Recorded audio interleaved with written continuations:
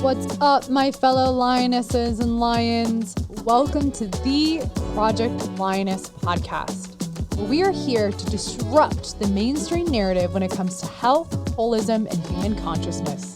We are here to share bold truths about health and life from a female perspective. This episode is brought to you by our team, Inspire Co., where we stand for your health being inspired by choice rather than being inhibited by chance. Thank you for being here and joining in on these raw, real, and powerful conversations. We hope our show brings you inspiration and empowerment to overcome challenges, reclaim your life, and ultimately pursue your mission with power, purpose, and play. Now, let's get into the episode.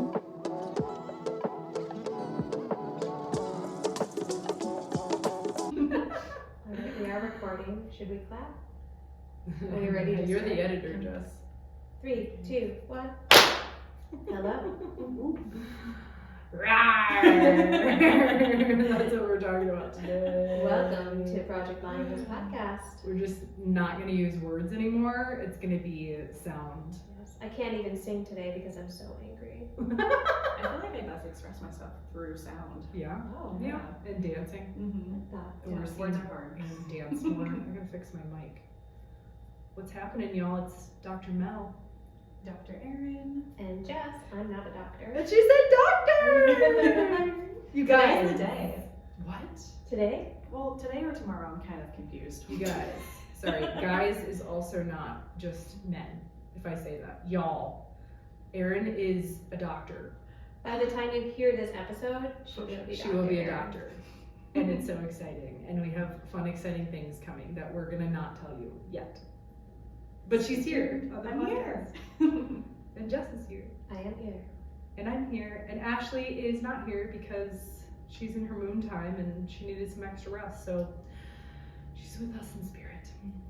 She sets a really good example of, filling your reservoir and asking for what you need, because let's be honest, we can't be 100% resourceful every day of the month, every day of the year. And something I see her get better at is being okay with that directness and asking for her needs and not being like, what will they think? So Ash and I are going to listen to this on the replay. So we love you and we're thinking about you, and thanks for inspiring some ideas today. Before we get into, we're trying to, you'll see the title of the podcast obviously, but what's happening in y'all's lives? What's happening in the cosmos? A lot is happening. It's Aries season. In tropical cosmology. Yes, in tropical cosmology. I think sidereal is still Wait. Pisces. Oh yeah, because Michael is it Aries. Today is Michael's birthday. Yeah, If you know Michael. on the recording of this, yes. Yes. Happy belated birthday to Michael, my partner, Mel's brother. Mm-hmm. It's Aries season. I find that people are a little on edge in general. And it's spring. I know on the recording of this episode, I am definitely on one. Not from like an anger perspective, but I am definitely feeling like the rising energy, and it's all great and it all serves, but there's a level of intensity that I can sense like rising in my system for sure. Do you find that intensity is rising from like a little bit of outrage about what's happening in the world around us, and like you're directing it? It doesn't feel like outragey. I feel like I had to process a lot of that in 2020 this time of year. It feels exciting, but also, like I said, with the recording of this podcast, I have been, riding the waves of maybe not sleeping as much as I should because I'm just so excited. So Mel will hopefully crash. Yeah. So you're a really good example of how like that rage, you kind of like transformed that anger in your life, and so like because I feel a lot of anger right now about things that are happening. And Just may punch Dr. Erin and I. Please What? don't. This podcast, if you're watching on YouTube, which you should, because YouTube is just so cool and you can see us. Jess is just gonna, male guy, sorry male guy. She's just gonna start a boxing match with us. Anyway. Maybe I am about to get my period, so. But you're angry. You feel a lot of anger. Yeah, I don't know if I necessarily feel a ton of anger myself. Well, I do. I feel a lot of anger. Yeah, it might be the time of month. It could be Aries season. Who knows? But I do feel a lot of anger, and I also sense a lot of anger around me. Yeah. What do you notice? My dog is crazy right now. Because your dog is a tropical Aries. Yes, and she's a husky, so it's like a mix of two things. And I'm a Pisces, and I get terrified by Aries, to be honest. So she's bringing up a different side of me lately. We had our quarterly Inspire Code meeting the other day, and Michael often, he holds a flame, he holds a level of intensity and directness that inspires us all. But we put Erin next to Michael, and she was like, "Oh, thank God," when he left. No, I'm just kidding. She was like visibly like, he's hot. He's hot. He does run kind of He does look really warm. Well, and if you're watching the video, you can see my little tear in my leggings. Yeah. So we're gonna do some spring cleaning, but I also realized that these leggings were bought for me by my ex-boyfriend, and maybe this is an opportunity, and Jazzy, who chewed them up, is saying, "Hey Mom, we don't need those anymore." Yeah, like let's destroy them. Let's go on a road trip and pick our clothes up from South Carolina. Oh my gosh. Also that, yes. And you should burn them. I should burn them. And it's giving me insight that there's probably a lot of things I could burn or get rid of. Yeah. And honor the Aries energy of fire. That might help me release some of my anger, is to just burn things that don't serve me anymore. My roommates and I did that in undergrad. Yeah. We had a burn party. We left a hole in the cement. Hell yeah. Sorry to our duplex. But not sorry. But not maybe sorry. You didn't get your security deposit back. I don't remember. That's actually a good, we'll note that for the end of this episode, because we're going to be talking about, if you haven't guessed already, the gift of anger, the gift of fire, the gift of intensity. And I totally forgot about like a fire ceremony, which is something we do in the Inspire Immersion. And that's like a really powerful way to actually be with heat, be with energy, and like step into the flame versus like, because we'll talk about that. Yeah. I definitely earlier in my life would have stepped away from the anger rather than like I feel like I'm comfortable in it now. I don't feel like I've transmuted it into intensity like you have yet, but I'm definitely not uncomfortable like I would have been a couple of years ago. I feel like I've even seen that in you, honestly, over the years. I'm curious, we're going to share the gifts of anger in this episode, and we're going to talk about our experiences with anger growing up. And the synchronicity of this episode, Dr. Erin and I in the office this week, and I know Ashley experienced it too. And honestly, Jess, working in the office a little bit, there was so much synchronicity of people in a state, just some examples to speak to that have been really cool to see. One of my past coaching clients, I was talking with her this morning, and she was telling me her daughter got into some trouble with the law. And she, instead of suppressing it on the drive to go get her daughter, she screamed like bloody murder in rage and anger. And I was like, fuck yeah, like hell yeah, that should be expressed, because when we don't, we'll talk about later in this episode how that can manifest. So that was one. And then we had a lot of like sound in the office. A ton of sound. Yeah. Which is so great. Yeah, it's so liberating when you can hold space. And like as Jess was saying, as I've worked on my own rage and anger and sound, I've been able to hold that space for clients more and not be fazed by it. So that's been like, I've seen clients stand up to their employers and be like, I deserve more, this is not okay. People quitting their job. Like speaking up to practitioners that, in the medical system, sometimes there's gaslighting. And so I've just seen a lot, especially in women, really rising up and be like, actually, this is not okay. And it's intense. You can feel the adrenaline, but it's so liberating on the other side. So those are just some cases that I've seen in my clients, and I'm curious just with your people, because Erin's been with us in the office. Yeah, and I was in the office on Wednesday. I was here before everybody else was here. I was working, I got my adjustment, and then I stayed and just worked here. And after the morning kind of flow had gone, I was just like the office emptied out. I was like, whoa, what just happened? And Ashley was like, oh, and like shook. And then Mel was like, whoa, Aaron is back. Like, yeah. Like it was just really a very intense morning. So I felt that lots of patterns re-emerging for my clients, like anger patterns that result in like overeating or kind of bringing up old feelings of anger that are misdirected almost, or easily, I don't want to use the word trigger, but easily ignited. Yeah, there you go. Yeah. Ignite is perfect. That's Yeah. fire. Easily ignited, and something that's already in there. Right? Yeah. And realizing that they've never really had a space or place to express it safely before. That kind of prompts me to ask, like, what was your experience of anger, you know, as a child growing up in like your family dynamics or your social dynamics? What was that like for you? Yeah, I felt a lot of suppression of many things as a child. The community that I grew up in was very focused on the aesthetics of life rather than like the reality of things. And I think that that's in a lot of people's lives, in a lot of cases.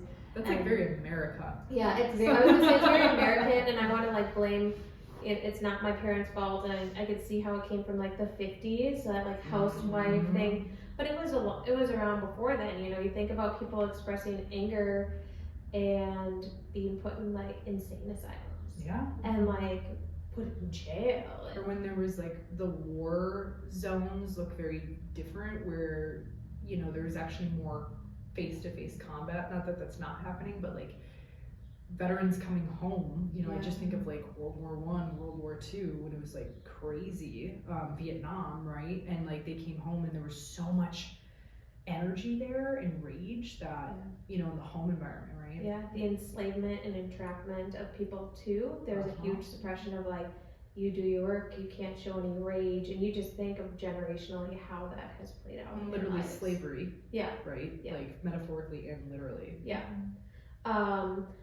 But so for my family, it was like, all you really express in public is like happiness and satisfaction and excitement and drive and motivation, which is great things to express and share with people.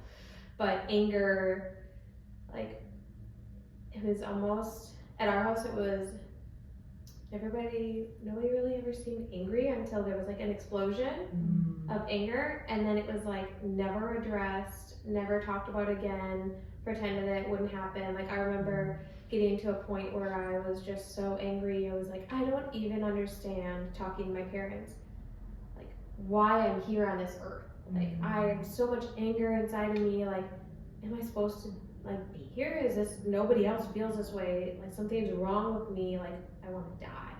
And my parents being like, you don't actually feel that way. And not to like, my parents are really great people, they just didn't know what to do with anger because they weren't ever taught to do what to do with anger.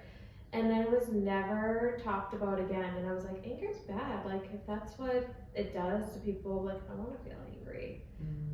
So kind of suppressing that and not like sharing that with my first husband. Like I couldn't feel like I could safely be angry with him, which made me really passive, and it made me really like pliable to things that were happening, because I was like, if I express an anger, like they could leave, or he could leave me, until it got to the point where I was like, I'm so angry, I'm gonna burn this relationship to the ground.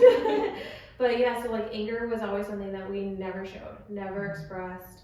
Even in the sports I played, there was like a level of intensity needed, but not a level of like anger that I had to ignite. Like I wasn't playing like a team sport where you had to like get pumped up to support your team. I was doing very like individualistic things.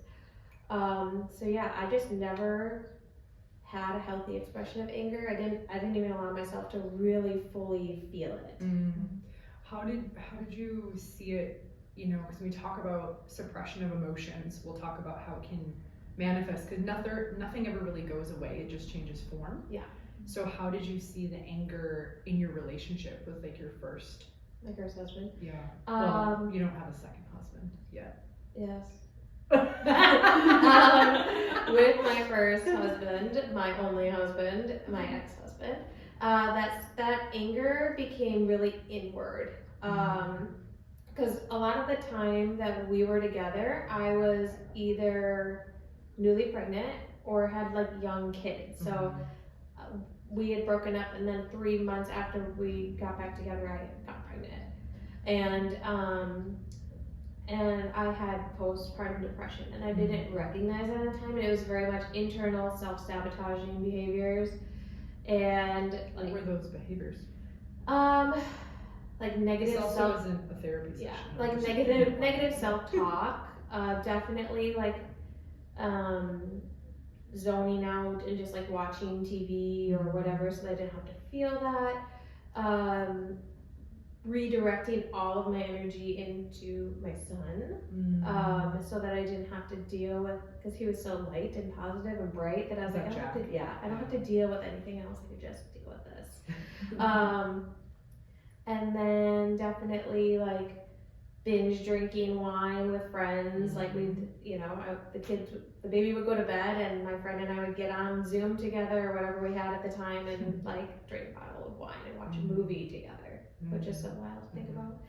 But like bad behaviors. Yeah, and then like obviously that anger in my body was making it really hard for me to like release weight. Like I was really heavy to carry. Yeah, anger was very heavy to carry. I really struggled. I was so healthy and really determined that I had to go above and beyond to kind of be at the body weight that I wanted to be at. Like I shouldn't have had to work as hard as I did. And then past patterns of like my parents re-emerging, where like I would be totally fine and like pretend like everything was great, and then I get to this point of just exploding. Instead of telling him that I was like starting to get frustrated, things were going bad, I would just all of a sudden, and seemingly out of nowhere, be like, fuck, like, oh my God. And like, I remember him being like almost taken aback, like, is she okay? Is everything all right? And then he would do the same things, but I couldn't recognize that pattern. And so, that's how it presented, is explosive anger, difficulty losing weight, redirecting all my energy into things outside of myself, like my son, and not like tapping it. And I think for those of you listening or watching, it's important as we share kind of our personal experiences first with anger growing up. None of this is bad, because it's easy to be like, oh, anger is bad, like good vibes only, and I'm like, fuck that, all vibrations matter. But what Jess is speaking to, I kind of had this visual. If y'all haven't taken our virtual masterclass on trauma, we'll put that in links, the free one. And there's this building of like irritation, then frustration, then anger, then rage, and then the last one is annihilation, on that spectrum of like how trauma can manifest. And we have previous episodes on trauma and stuff like that, but that's kind of what I was hearing, is like suppress, boom, like supernova explosion. So. And I have a very sharp tongue, so when I would lose my shit, I would really lose my shit. Yes, I really would lose it. Your brainstem shows. Yes, exactly, and it's like very angry. So that was it. It was a huge suppression of anger, and it manifested like mentally, emotionally, and physically, and even spiritually. Thanks for sharing. How about you, Doc? It's so interesting because I feel like I have like the flipped experience of what Jess has. Well, that's why we're here today. Balancing each other out. The polar opposites. A lot of like anger and fights and everything growing up, like what I was kind of exposed to. So I suppressed a lot. Except for like with my childhood best friend, like we would fight constantly. I think she was like my outlet for I'm experiencing all these like outbreak, like anger that don't feel constructive by any means. They just feel like they're popping off out of nowhere. So my system had like no safety or stability like surrounding anger and how to express that. And it's so interesting because growing up, like I was super big into sports, like basketball was life. It's funny, Ashley's episode, she said the same thing. She was like, basketball was my jam, insane. And that's where I also express a lot of anger. Like I remember games coming home and just being mad, and like my dad would want to give me like a post-game talk, like what went wrong, what went great, and I was like, Dad, leave me alone. Slams the door. Slams the door. Email. And yeah, I was an angry child, like for a good portion, but I didn't know how to like direct that in a very constructive way. And I was reflecting back, and I realized like the first person who actually gave me like permission to express anger as it was coming up was my high school boyfriend. So shout out to him, because I feel like there were so many like great things that happened within that relationship of like coming to age and really learning how to express yourself. Because we would like just sit in the car and I would be getting frustrated because I couldn't explain like what I wanted, like maybe going to like a restaurant, like Erin, where do you want to go? And I would just get frustrated. Fuck you! Yeah. And I look back and I'm like, I think I'm missing some memories because things don't really make sense. Trauma will do that. Trauma will do that to your brain. You're like, what the heck? But I just remember sitting there and he would just look at me like, we're not moving until you tell me what you want. Yeah. And I've never screamed at another person so loudly before than I did to him, but he gave me the permission to like set my boundaries and like ask for what I wanted. And I feel like that was one of like the first steps into actually expressing anger and frustration and not just harboring it inside. But then later down the road, I went through more trauma and I suppressed again, and then that turned into like depression. So I've had, you know, my fair share of childhood witnessing like anger, but not constructively, and then learning to like go on the opposite side and suppress it, and then learning to express it, and then later down the road having that trauma, suppressing again, it coming out differently. But now, like, I feel like I use more vocalization, and I know how to like target my anger. It's channeling it. And it's channeling it and like being constructive and direct with it too, rather than like feeling like it's unsafe and just harboring it inside. So are vocalizations your favorite thing to do to like overcome anger? I think so, yeah. Even with Jazzy, I'm like, I'm just gonna make some noise because I'm mad. Animals can do that. I think you're perfectly equipped with the dogs you have to be like, oh, this is my. When you were sharing with your friend, I was like, oh, you guys provided like a dojo for each other to basically like practice, right? An emotional dojo. Yeah, exactly. Yeah, not to like go back to me, but real quick, I was thinking about the first time. Think about ourselves when we're sharing, right? Well, the first time I ever had permission to like share anger and be angry, I was almost 30. Like, wow, really? Yeah, I was getting divorced. And I mean, my parents going through a divorce, they're like, it's okay to be angry, but they like didn't necessarily want to be in the discomfort that my anger would cause. And so they're like, be angry, that's okay, but not necessarily equipped to deal with the amount of anger I had. And my divorce actually was very freeing, and like I never like the moment that I was like, I don't want to be in this relationship, it was over, it was done. I never had even an ounce of regret. I don't think I've ever like shed a tear about the choice that I made. But sharing my children was really difficult, and I immediately sought out therapy, and I went to this therapist in St. Paul. If you need a good therapist, let me know. But he was like, you seem kind of angry, like what happened? And I was like, what do you mean I'm angry? He's like, you seem a little on edge, like you keep talking about this person. And then I finally was like, I was growing my kids' hair out, and they went to their dad's house, and my mother-in-law cut their hair without my permission. And like looking back on it now, it's like, who cares? But I was really mad. Yeah. And he was like, what do you feel? And I was like, I don't really know. I'm finding it hard to talk. And he was like, do you want to yell? I was like, yeah, I want to yell. He was like, this is anger. He's like, what you're feeling is anger, like building up to frustration building up to anger. And I was like, oh, okay. He's like, why don't you express that? And I was like, okay. And that's the first time. I was almost 30. Wow, that's fascinating. Yeah, I mean, thank you both for sharing. You know, hearing your stories.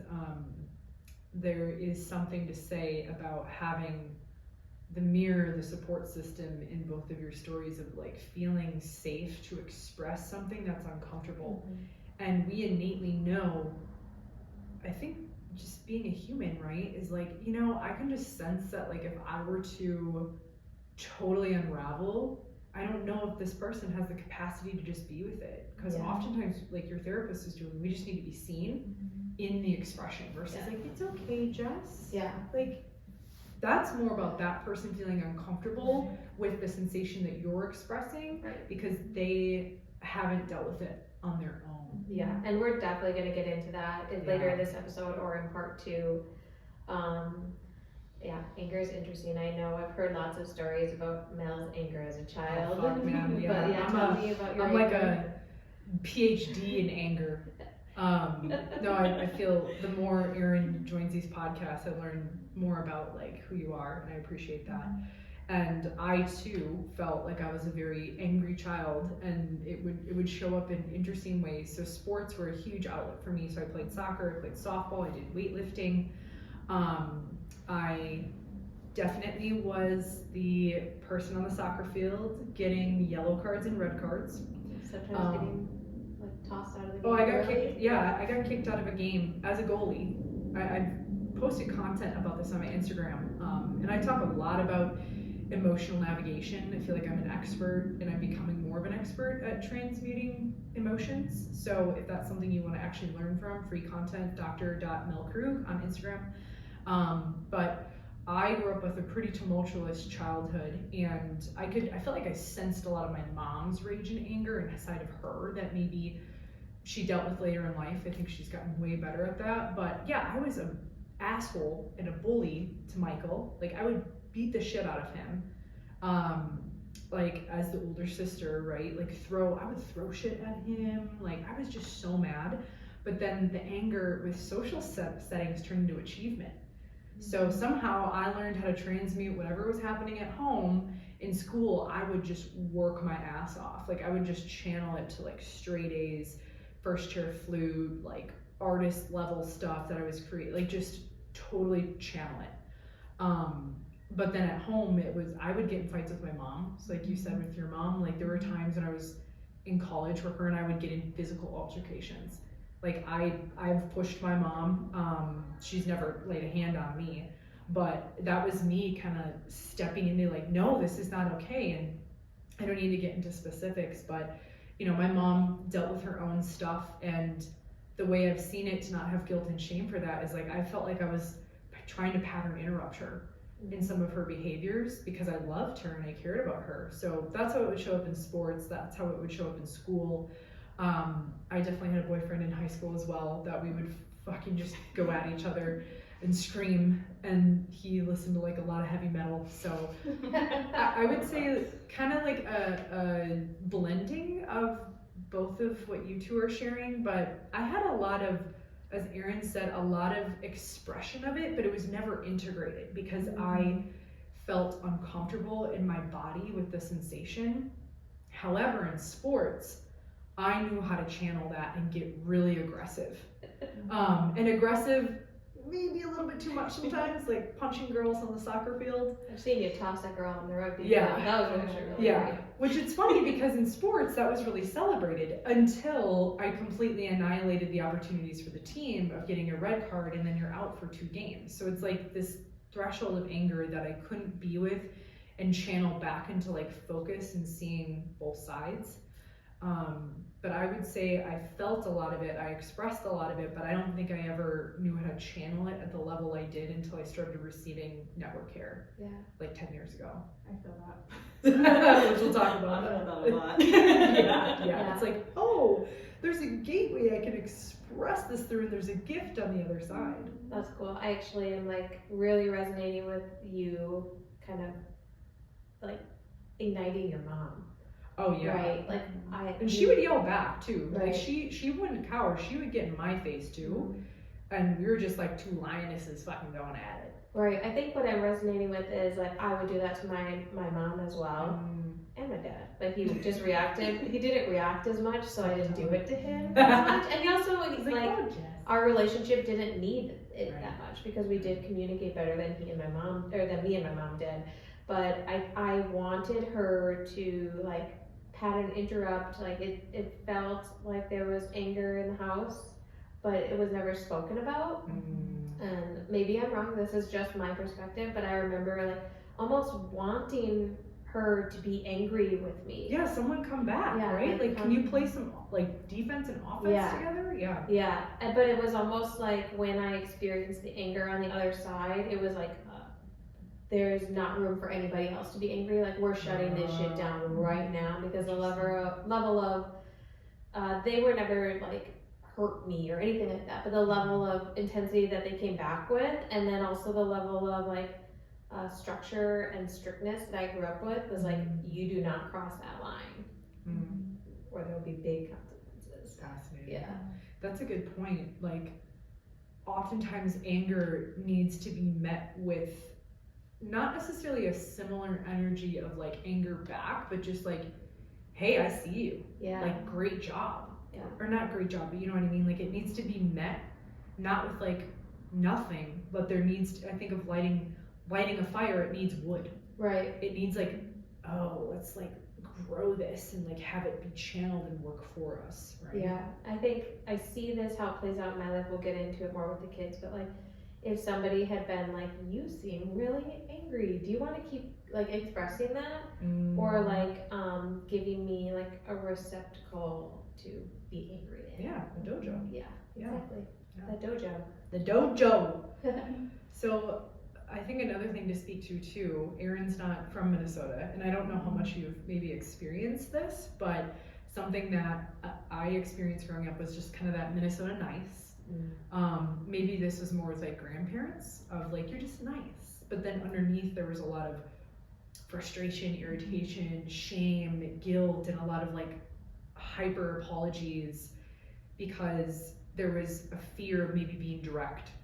And that's something I do see in Minnesota with maybe older generations. It's like, stop being so nice. Like, if you are too nice all the time, I'm concerned and I'm hesitant of your energy. It's like, yo, be human for a second. So I don't know if you, and maybe there's a Washington nice. We have the Washington freeze where they just don't give you attention. Oh, I don't know, it's worse.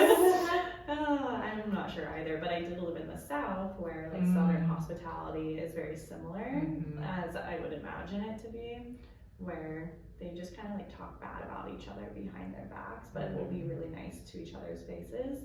And working at like, a brewery. hey, sugar plum. Yeah. Like, oh my God, did you see it? Erin's scarf is just fucking rattling. I saw it play out. She has gold in her pants. Listen, I'm embracing it. Oh yeah, unapologetic Lioness energy. Oh yeah. But working at a brewery, I mean, you have really cool people, but you still see those sort of dynamics play out. And then you're like, wait, if someone's really nice to my face, are they actually talking crap about me behind my back? I mean, for real, we all want to be, and that's so beautifully said, we all want to be unapologetically, authentically ourselves. And then when we feel we can't show all of those parts of ourselves in a relationship, you do wonder, like, is there part of you is missing, right? We want all of you. And that's what I feel like Project Lioness is up to in my eyes, is like, be unapologetically yourself, be ferocious and kind, you know? I know Minnesota nice, and I also have a really good sense of what Erin experienced because my high school might as well have been the South. I went to an all-girls private Catholic school, and it was lots of, I'm sorry, oh, like, you bump into them, and it's like, oh, sorry, and they're like, no, I'm sorry, and it's like, no, neither of us needs to be sorry if we accidentally bumped into each other. This is a warm-up for the game. Yeah. Yeah, we didn't have that level. I mean, there were people that intense, but a lot, it was like, from an outside perspective, again, I don't know what everybody's life was like because I feel like I never went super deep. Like I did with my close friends, but like we didn't ever really express ourselves authentically and to each other. What do you think, like, sorry, go ahead, Erin. What were you saying? Oh. Jess is making me think of a question.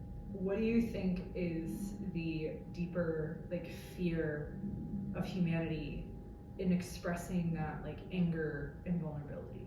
Like what are all these myths we've created? Rejection. Yeah. Yeah. Which is a basic human fear. Yeah. 100%. Because if you're rejected from the tribe, your chances of survival go down. Yep.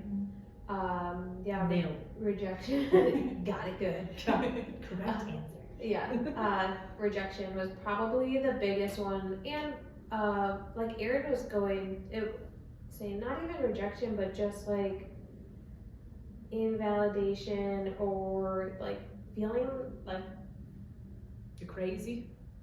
yes, that too. but the undercurrent of gossip that would invalidate who you were among your peers. Interesting. Like, oh, she's angry. Yeah, or she's angry. Did you see that she like freaked out or she snapped at a teacher? Like, do you think she's okay? Maybe she's having problems at home, and it's just stuff like that would spread like wildfire. Well, Really? especially at like such a young age, because you're still developing your sense of self to begin with. So to like Yeah. even feel confident enough to like speak True. your own authenticity is hard at that age. Right, and then to have it reinforced through like religion classes where women are kind of the meager, meek women who, you know, and our school yields beautiful, strong women.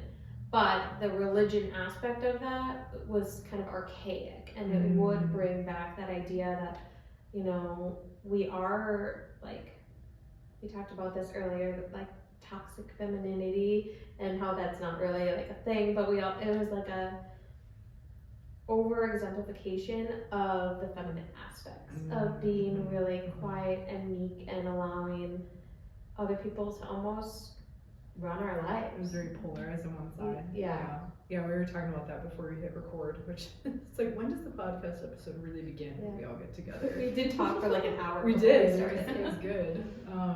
But that like feminine, masculine exists in all beings. And I was joking. I was like, well, it's not taught. You have masculine, feminine, and it's important to have a balance of both and not swing too far either side. But really, like underneath that, there can be like a quote unquote perceived toxic humanity trait. Yeah. Or we perceive it's toxic. It's really just an imbalance of charge in the energetics. But Yeah, where we call it toxic femininity or toxic masculinity. it's a big term like in the Yeah. spiritual development world. So not to get too far into that, but that we were just saying that the idea that masculine can't really be toxic because of what they're doing is not in alignment with how we want them to behave, or how it's like how they're behaving. That's not masculinity. Right. That's something else. Yeah. Like masculine and feminine are like beautiful, like webs, and they're meant to be integrated together. And so adding a lot like toxicity to that doesn't make a ton of sense to me. Yeah. Well, I'm glad you went into that. I think it relates. So it sounds like, you know, one myth is, it's not like, oh, what are they going to think? Which maybe it's not a myth, but it's part of like the human conditioning of rejection. Something that I felt like I dealt with, and my friend Erica, I hope she listens to this. We used to call it, instead of a confrontation, we started calling it a carefrontation. So we'll say like, hey, I would like to have a carefrontation with you because I care about you, which can often mean that the relationship may be a little bit uncomfortable. Yeah. But there was definitely this kind of like, if you confront someone, you know, what you said just to, and then, you know, is this gonna ruin the relationship that I really care about? Yeah. And feeling maybe abandonment wounds, feeling like, is this person gonna go away from me? So then I need to go into like people pleasing, which I heard this on another podcast. Anytime we go into people pleasing, we actually leave a part of ourselves at home, and we leave our home. And what I mean by home is your embodied authentic self. And anytime you default from that and you go into people pleasing and sacrificing your values, you don't bring your full self, and people miss out on that. And I was like, damn, that's solid. And people pleasing, I go into that trauma response in the masterclass I mentioned, but being kind and direct is very different than people pleasing. I'm curious if Dr. Erin has more to speak on this with like trauma and the nervous system. But people pleasing represents that you are leaving those parts of yourself to just be liked, which that's not actually who you are. Yeah. And then when someone actually gets to know you, like I'm thinking in your past relationship, when someone sees all parts of you, it's like, wait a second, this wasn't who you were in the first date. And not that you're going to disclose your entire life history. Maybe we should. But, you know, it's again, that like, is this person going to like me? I hope they like me. And back to that rejection of the tribe. That's interesting you say that. My ex-husband's new wife said to me, yeah, he told me that when you went to grad school, or when you went to school, back to school after your kids, you really changed. And I think I had started to accept, that I went to an all-girls college, where I was like, I'm never going back to an all-girls school ever again. And then I went back to St. Gates, and it was amazing. But there was like an undercurrent of feminine rage there. And I could feel that, and I could start to feel it and recognize it within myself, but I still didn't know how to like healthily accept and express it. And so, yeah, that's what resonates with me, is like, you changed. Right? Responsible. Yeah. I like changing. Changing too. It's a natural process of life. Yeah. What, as far as myths, something that I thought about in the creation of the points of this podcast, the myth of let it go. Just let it go, Jess. Just let it go, Erin. Let it go. Yeah, I don't know about that song. And something that I was reflecting on with a client this week when they were saying, I just need to let it go. And it was about frustration that they had with a doctor and a surgery they experienced, that they felt they were just a number and they weren't actually seen. And she's like, I was just really frustrated, but I just need to let it go. I'm like, do you though?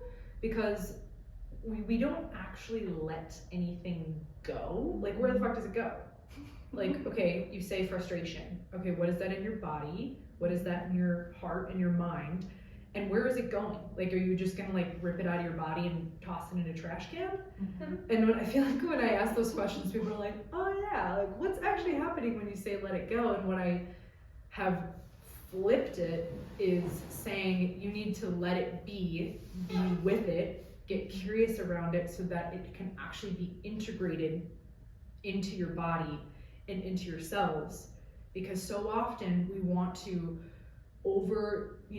go into the cognitive, go into the thinking, go into like our rational mind, when most emotions are pre-rational and are developing in the early stages of childhood, right? The amygdala, the thalamus, the like hypothalamus.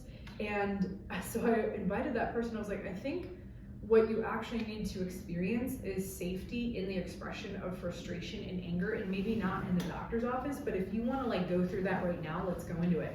And so I brought her into, and Dr. Erin and I will talk about what that looks like on the table. I invited her into like stretching her body into it and like breathing like frustration and anger as you would, and all of a sudden she felt all this adrenaline that was in the surface of her body and manifesting in her muscles and her joints, and her body started shaking and moving. And then on the other side, she's like, okay, that was intense and uncomfortable. Like, I have so much clarity of like how to go into this conversation. Like, her language changed, her voice changed. And so I'm kind of just over people being like, oh, just let it go. It's like, no, let it be with it and integrate it so that it doesn't keep popping up as whack-a-mole in your body and manifesting in all these like pathologies. Yeah. Sorry, rant there, but I'm so over the like, let's think about emotions. It's like, no, emotions are meant to be felt and they're meant to be processed and completed. Well, that reminds me of one of my good friends. She does the same work that we do, Dr. Mala, and she had a client that she was working with who's like, I got so frustrated at work, but like I wasn't in a place to deal with it, like I'm surrounded by people it's not probably kosher to sit there and just Aaron! But can you imagine? Ashley! So mad! My clients on the table would be like, what the fuck is going on? So it's okay to recognize that maybe we have to readdress it later, but she was like, my friend asked her client, like, well, where do you think all that energy went? And we didn't deal with it in that moment. And that's such a great question. Her client was like, I guess, somewhere in my body. Like, it kind of stumped her. So she's like, well, what would it look like if maybe during a lunch break or after work you just went into your car and just let out whatever sound, scream, whatever emotion that was? And she's like, I think that would feel really good.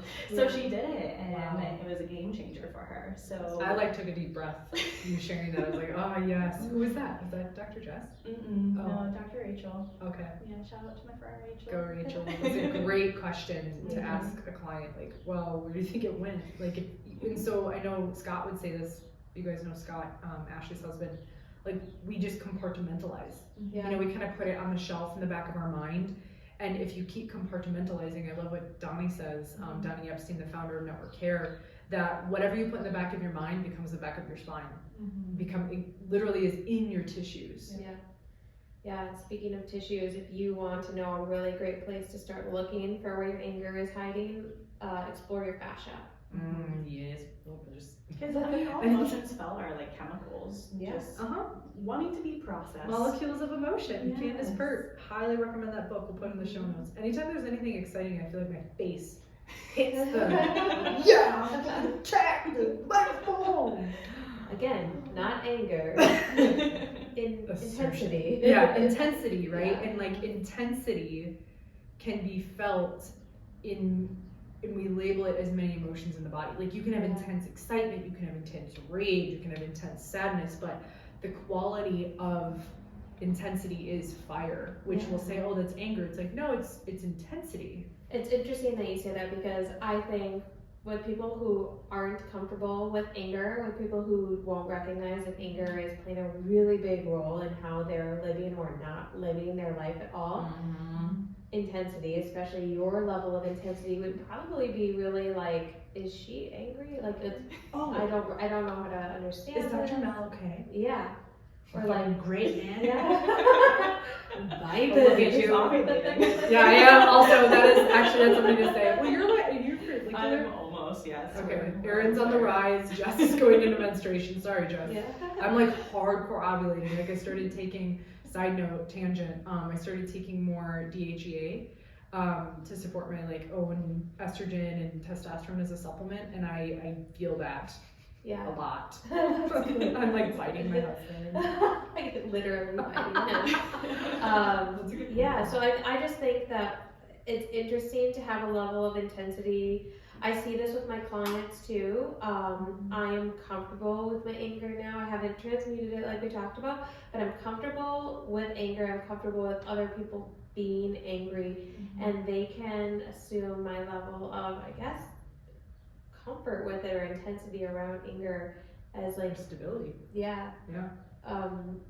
As being angry myself. How do you, I don't know how far you want to get into this, but you had a really powerful story of being with a client and inviting that. And like I said, you share as much or as little as you want, but I was inspired by it. I was like, that's fucking awesome, Jess. I've actually had a number of clients express deep anger with me because I worked in outpatient mental health clinic, and there aren't many practitioners, especially for people who are on insurance-based care, who are comfortable allowing anger to be a partner in their sessions. That's good, a partner. And coming to me and just like really suppressed or really inconsistent, and me being like, this feels like anger, and then allowing them to just like freak out, and I would close the door to the clinic rooms, and then later they would feel so much better. And I remember, there was only one other therapist who regularly did the same thing. And not that any of the other therapists that I worked with were bad, occupational therapists were bad, but they just didn't have that comfort with it because they hadn't, started to recognize anger themselves. Something that I've done with a client is, like, you seem really angry with me, and this is the story you're talking about, is you seem really angry with me. Like, short of physically threatening me or verbally threatening me, why don't you just really just let me have it? What did you notice, and you can share at the end if you want, but I don't want to forget this question because we do have other practitioners that listen. Yeah. What did you notice in their energy, their field, their face, their posturing, their That's a tone? good question.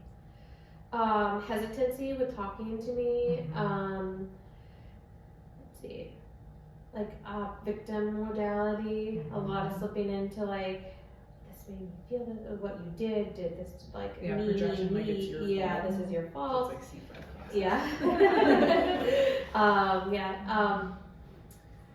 It's kind of the victim posturing. So like we think anger, well, kind of, yeah, exactly. Curled forward. Yeah. If you guys are watching, I highly recommend going on YouTube and watching and streaming. Like the curled forward. Yeah, we'll talk about what this. We're actually getting into it with Jess's story, but like how does anger manifest in the body? So Yeah. Curled forward shoulders. Neck out. Yeah, neck out and down, dropped chin. Not making complete eye contact with me. And so I was able to recognize both in what the tone of their voice, what they were saying, how they were postured, that there was anger present. And just giving them the opportunity, like, oh, you just let me have it. And it became a yelling at me, saying things that, weren't true, but that they were feeling in that moment, that they had kind of created this story around. And then it became a shaking, Yeah, with somatic. crying, wrapping themselves in a blanket and rolling around, having a full-on tantrum, which we're so quick to stop our children with tantrums, right? But they are so necessary to learn self-regulation. And they're like 90 seconds long if we fully feel it. One more than the co-regulation because you are holding the space, whether it's a toddler or a client. Yeah, and I mean we can touch on this now because we're gonna get into it later too. But just being a parent. That's one of the hardest things for me as a parent, and now it gives me perspective on what my parents kind of went through with not wanting to deal with anger. It might not even have been that they weren't comfortable with anger, they just didn't want to see their child in pain. Yeah. Right? And that could be what it is with practitioners, is like, it's really hard to witness your patient, somebody that you care about, that you have a relationship with, in that level of discomfort and pain. But when you allow them to fully move through that, and it resulted in, it almost started small and built up into this big body and mental release that followed with them realizing what they're actually angry about, which didn't have anything to do with me at all. It was something from the past. Yeah, it was definitely their past. And when they were allowed to fully slip out of that, like, protector, that shield that they had around themselves, they allowed the true feelings to come in and that true expression.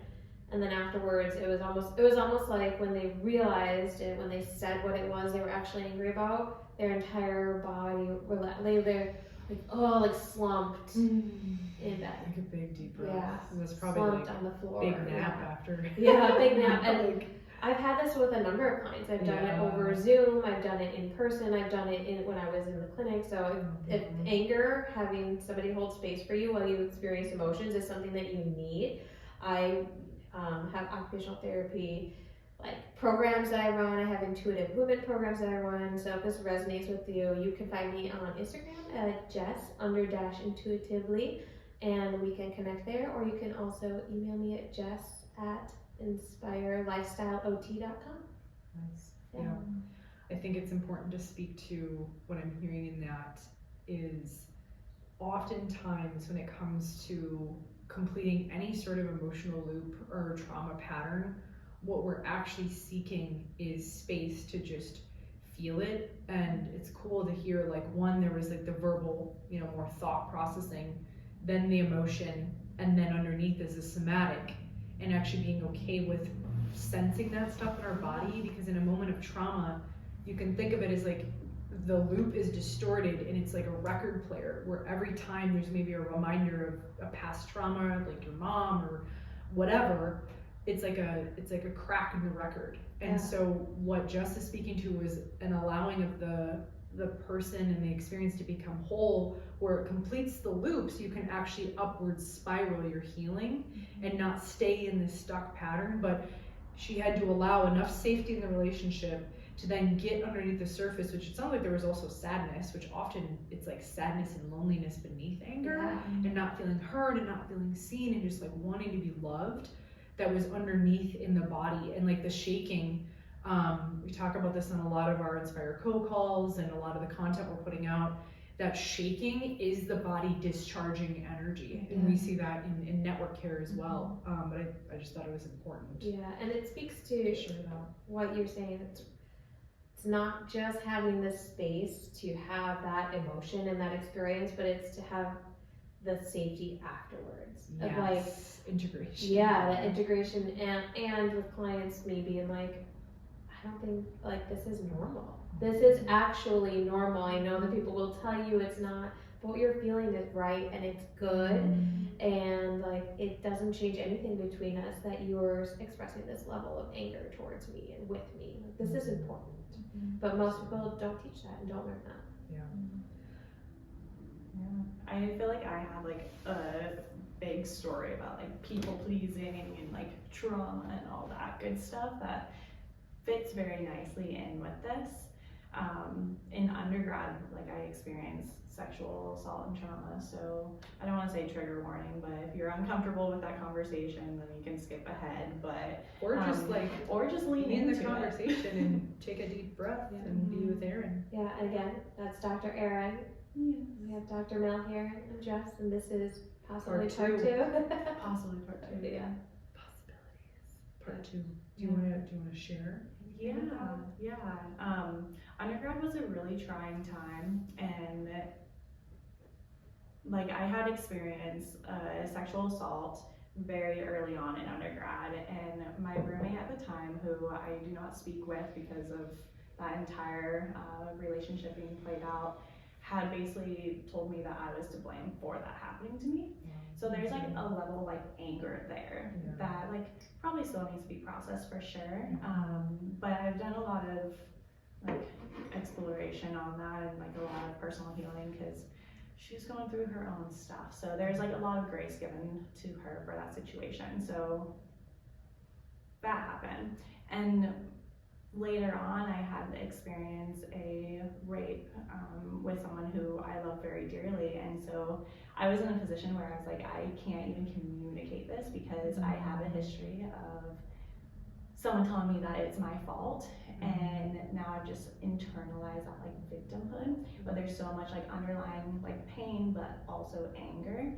So I didn't tell really anyone. I was like, I just have to like break this off, like we're breaking up, because I don't know what else to say other than you hurt me. Like that's it. And then people were like, oh, you're in your own head. Like more like victim blaming, like this is just all on me, and like anger, and that sucked, you know? Can I ask, what are you noticing in your body? Oh, I feel talking about this right now? Yeah. In your belly? I feel in my belly. I feel in my diaphragm, you know, like not wanting to expand. But you're also holding such amazing eye contact while you talk about this. Thank Like that you. is something that it can be really Erin's hard. done her work on it. Yeah. Because I didn't, like I internalized it so much that like I didn't talk about it. I assumed the position of like being a victim, and like I'm just the one to blame. I can be like is that considered a martyr? Is that how you would use that? Anyway, so we don't have a Jamie here. You guys, what I'm referring to is the Joe Rogan podcast, but we're way better.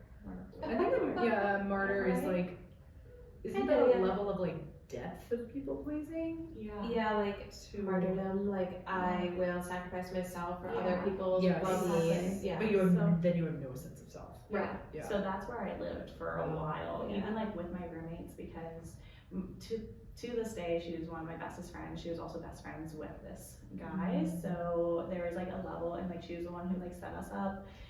So I was so afraid of like her being angry with me, just like the person who I had told previously about a previous incident was angry with me. So there was like so much fear, so much just internal like sadness. But I think it's the movie Inside Out with all like the feelings and emotions. It felt like I had the little red guy just all over my body. Like that's what I was like composed of. Well, interesting, before, sorry to interrupt, but when you were saying like when you would share and speak, you would get like a red flush. Yeah. I don't really notice that right now with you.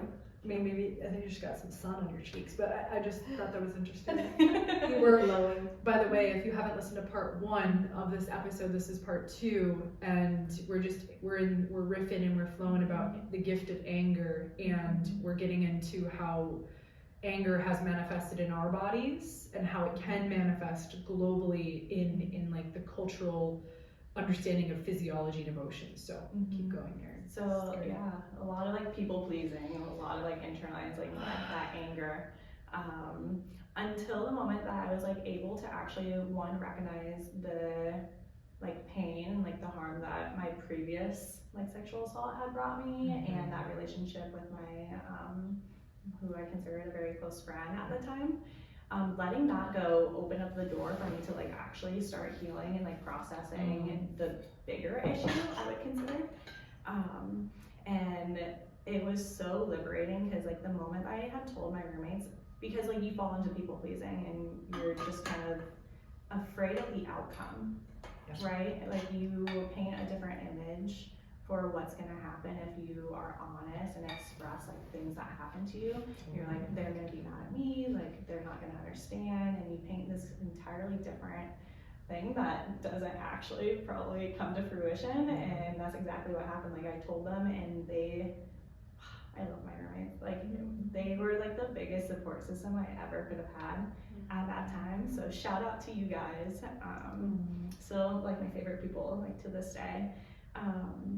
And they held like the standard of this is not okay, and like their rage came online, right? which allowed for my rage to come out. And I was like, yeah, we're collectively mad. It's okay actually that I am mad. Yeah, like this is actually safe because like I have people to allow for that safety. So there's like a sexual assault documentary that I actually participated in undergrad. I don't even know how I got connected to this girl. It was like her like capstone or whatever like project that she was doing. Just shedding light on the fact that sexual assault is very prevalent, and especially on our campus. Granted, mine, like one happened on campus, but the other didn't. But during the time that I was a student. So if I were to listen back on that, there was so much anger. And I, like at that time, that version of me was like, I will never move past this anger. Like I will always hate this person for doing this to me. And now like I'm on the side where I have more like love and compassion for that person, which I never really thought that I would say, especially if like you would have talked to, gosh, I was probably like 20, 21 years old, but she could not see the other side of that. So it's cool now to be where I am and like reflecting and knowing that anger is totally safe to experience. And it's liberating because then other people can share their own stories within it. So yeah, it's cool to be where I am today, because now like I have more free and available energy to not like play the victim and sink into like depression or anything like that. Let the little red guy not take up all the space, but like take up some space. He has a place. Make room for other, like for joy, you know, to because in undergrad I felt like I couldn't make eye contact with people. I wanted to like sabotage. I wanted to drink all the time. And then like physiologically, like I had such intense like lower neck tension. Like I would have to go home and just like lay flat on my floor with a towel rolled up under my neck. Like it was intense. I'm like, wow, that's not any way to live life. Your body was definitely like, Erin, it's time to have a wake up call. Please let it go. Integrate. We're gonna make it like integrate me. I think Trademark now. we're gonna get into this in a little bit here, but anger can be really directing. And there is nothing more powerful than a group of angry women. Like the lionesses when they're like going out to hunt. Or when like a male fucks with their baby, they're like, oh yeah. Like lionesses will fuck some shit up together, but then they're like, I love my cubs and it's so nourishing. It's really cool to hear, and I appreciate you sharing like the depths of your story, because you're definitely an embodiment of, you know, speaking to like, it's important to feel that anger if you've experienced something like sexual assault, and you don't, because if you were to keep that person of like, it's your fault and I'm mad at you, that still puts them in power. Exactly. And it reminds me of a woman who I love what she's up to, restorative justice, which is like, are you guys familiar with restorative justice? Marley Liss, if you listen to this, she's big in that, where she experienced a rape, and instead of that person going to jail, she wanted to have a restorative justice trial, which was basically like allowing that person to actually talk about their experience, like the rapist. And I'm like, wow. And she has a podcast and videos about it, but I'm like, damn, that is a level of like, because she wanted to get down to like, why did you do this? Right.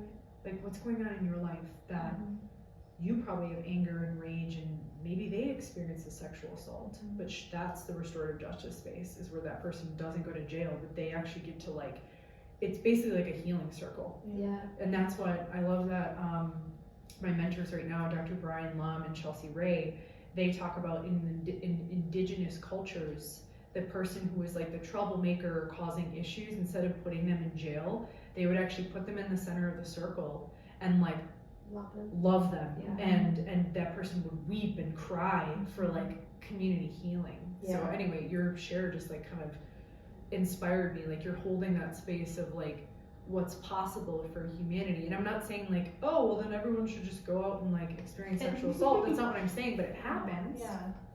Yeah. Well, and people harm others when they're in a lesser state, in a pain-based state. Yeah. That's So it's recognizing that. exactly what I was gonna say. Is and when you're able to say like, okay, first of all, I want to say everybody needs to be held accountable and take responsibility for their actions all the time. It's never okay to harm anybody.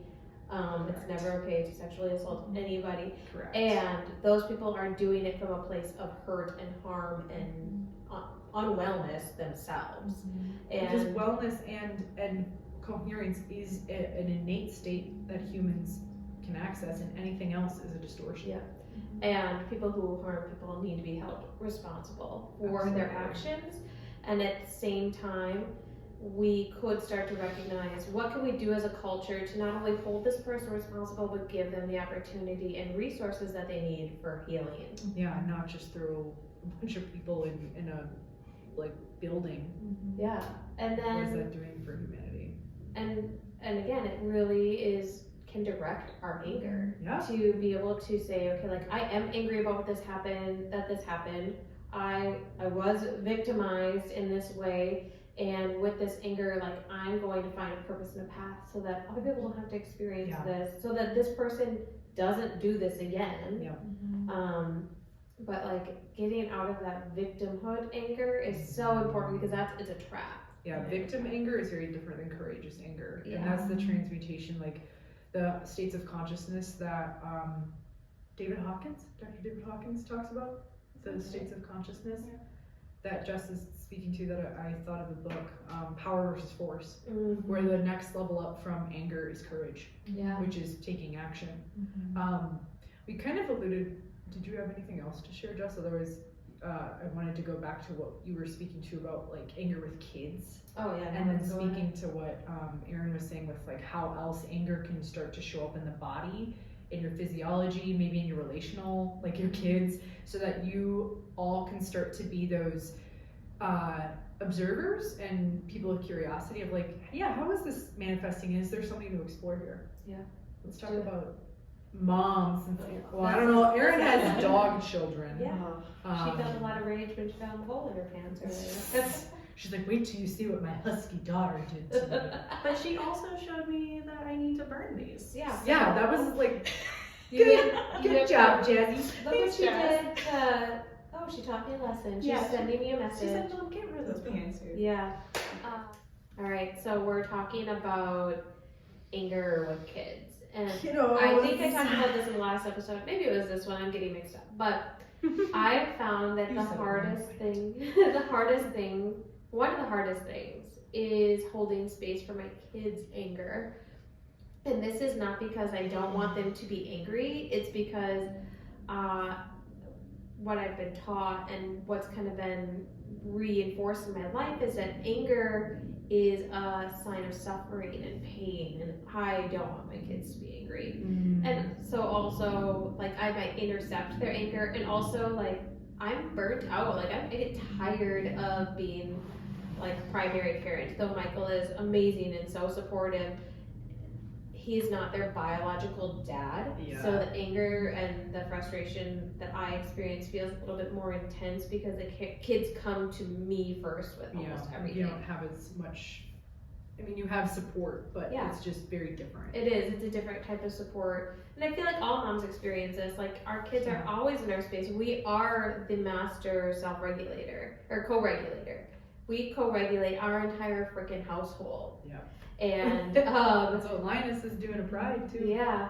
So holding space for anger for my kids is probably one of my biggest struggles, because sometimes at the end of the day I'm like, this is a lot of energy. It's like a lot of energy that you're putting into me.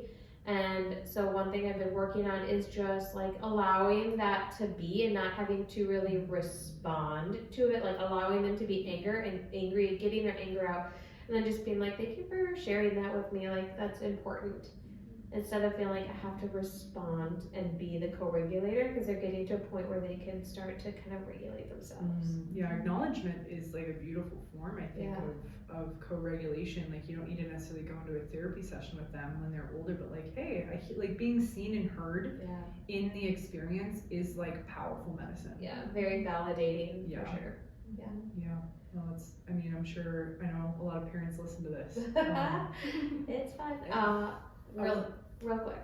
One of my biggest tips for moms who are the ultimate co-regulators, I was just going to ask you that. is like, we're sensory beings. All of us have some kind of sensory, like, I don't want to call it a deficit, but a need. All of us have some kind of sensory need.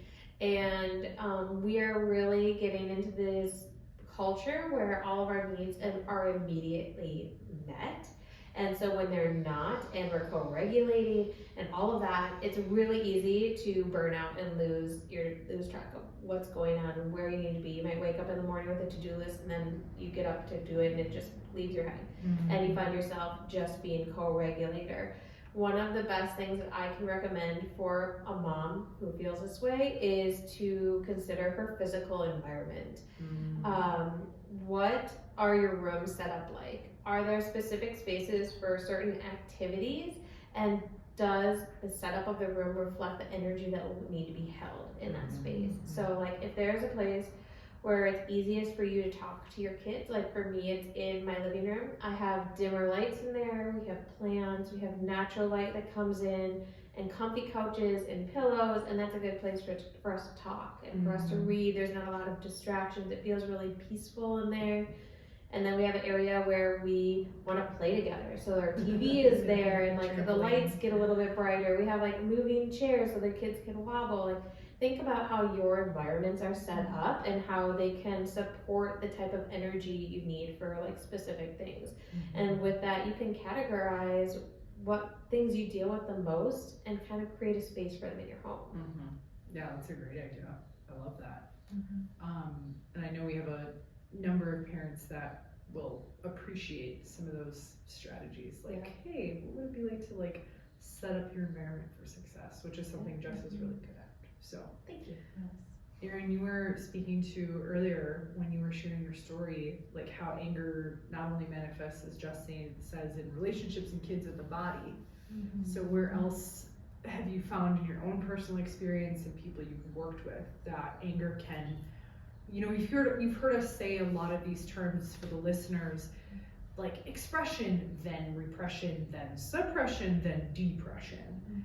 Anger is a very powerful and heavy emotion to carry if it's not fully integrated, which I think about a lot of people who maybe deal with depression, like how much of that is like emotional baggage. But what have you found in your experience, like how it manifests in the body? You know, Dr. Erin and I being the chiropractor. Speaking for like my own, I guess like personal experience, a lot of it like in my neck, like lower neck especially too. And just like feeling like if you're watching the video, then you can see my like body movements, but like the folding in and like the tightness at like the shoulders, kind of like the flexion if you're pulling your shoulders inward. We're all like readjusting. Yeah. Here it's talking about it, we're all like taking form of angry treatment. And like with your breath, you'll notice that it's probably more like a hyperventilating sort of breath. And something that I've noticed myself, and I don't know if y'all can speak to this as well, is like sighing more. So that's why I feel like I'm sighing more in this episode, because I'm like processing, like feeling the energy. So sighing, it's like you aren't pulling your breath from your belly upwards, it's just like a locking in your lungs. So if you're noticing more sighing, like what I do when Jasmine, my husky, is driving me absolutely crazy, that's a notion that you should probably move some anger, frustration.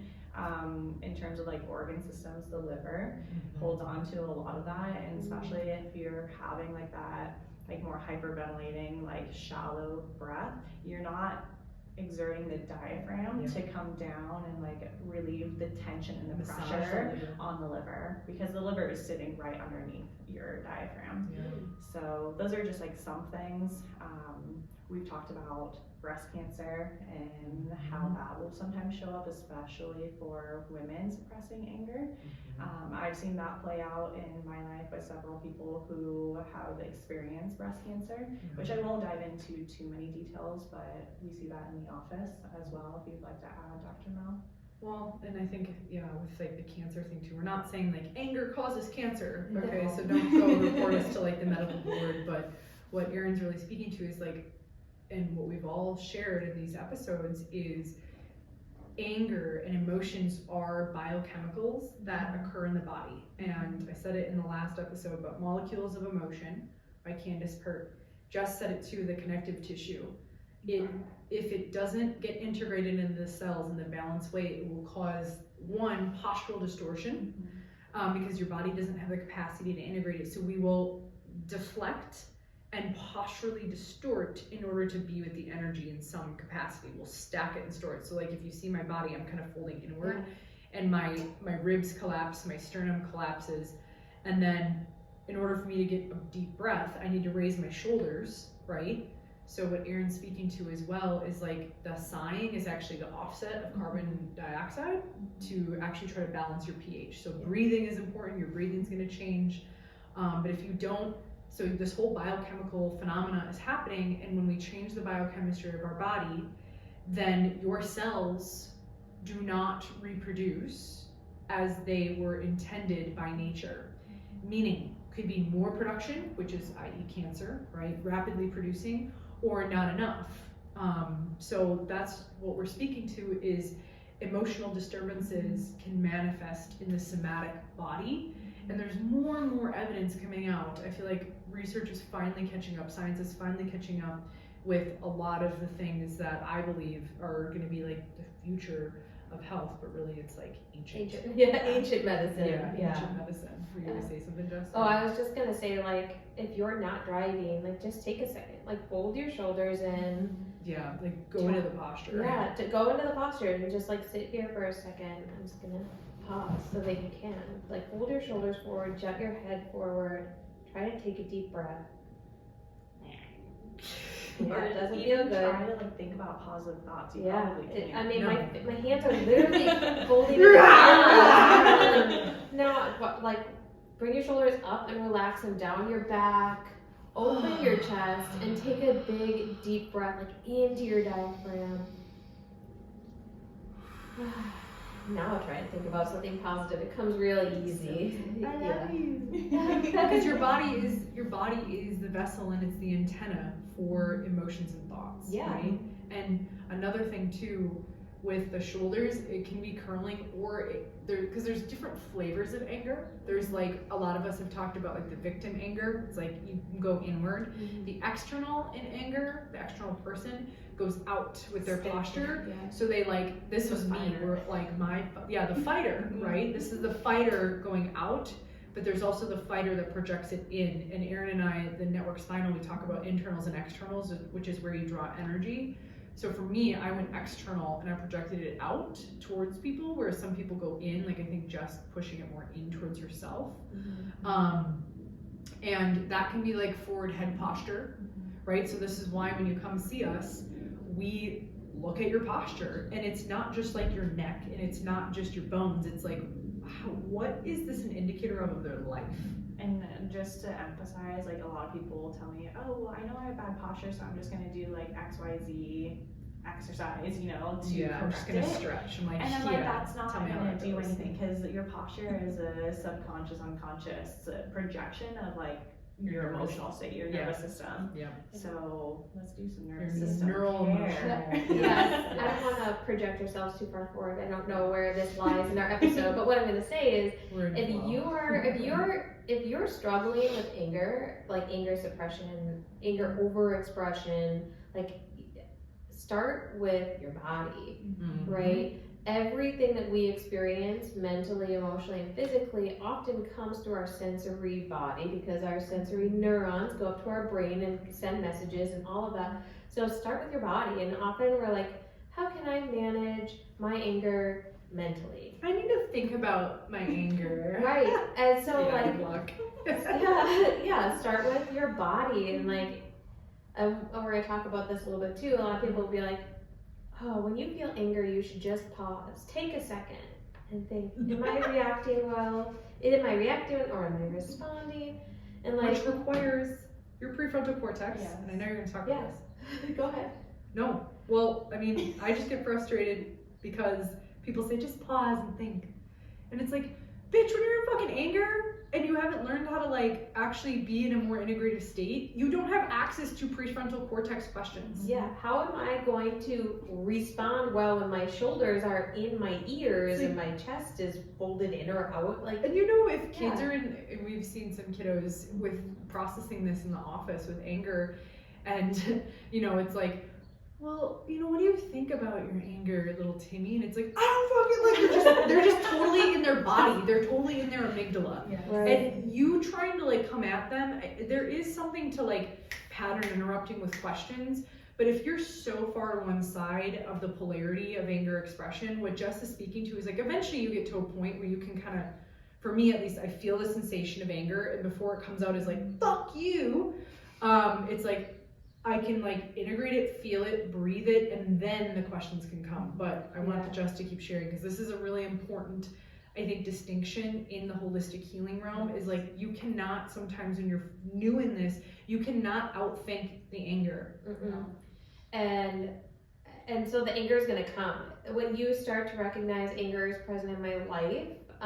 Obviously you're going to continue to feel it. We're human, we're all going to have anger come almost every day, some level of frustration, at least, that pyramid or whatever, the stair that you built of that leads to anger, like frustration and then rage or whatever. We're all going to experience some level of that in our life, and something that we're really good at doing as women is dragging ourselves through the coals about things later. And when you're starting to recognize the positive role that anger can play in your life, instead of dragging yourself through the coals about moments of anger, start to think, how, like, what led to this in my body? How did I respond? How did it feel? And then forgive yourself and let it go. Not let it go, let it integrate, right? There you go. Like, start to let it integrate. And sometimes letting it integrate is just saying, like, I know that I'm working on my anger, and this is just the first step in me starting to recognize the role it's going to play in my future.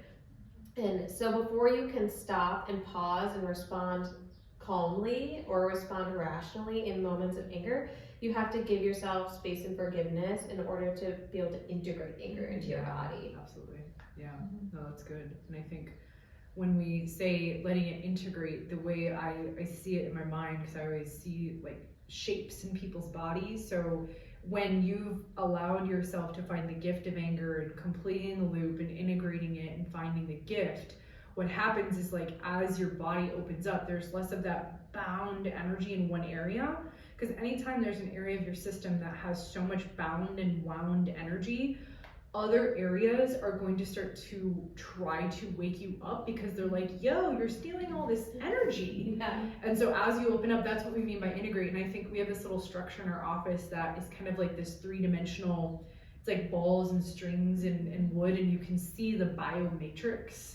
And so when you do any sort of like body work, that's what we're helping, is coming into a state of integration where the energy is more coherent in the system, whether it's your nervous system, you know, educational systems, right? Like how big you want to go. Like there's bound energy in all systems in life. And when you liberate it, you can access the gifts on the other side. Yeah. And sometimes when you start to integrate or start to liberate it, you feel greater senses and urges of that energy. Absolutely. Like, of that anger. Like, anger is going to come in. And when you recognize, hopefully after this episode, that like, I can be angry. I want to be angry. Like, you're probably going to be a little bit more angry. It's almost like that over responsiveness, like pendulum swing from like suppression to over expression, and a way to get it back to like balance is forgiving yourself for those expressions, allowing yourself to still have them, but forgiving yourself for them, so that you can start to, again, bring them to your body, bring them to your mind, so you can have that second to pause. Yeah, and see that like in that forgiveness state, like, oh, there's gifts in this side too. Yeah. You know, yeah. Absolutely. That's really good. There are a lot of gifts that come with anger. Yeah. Yeah.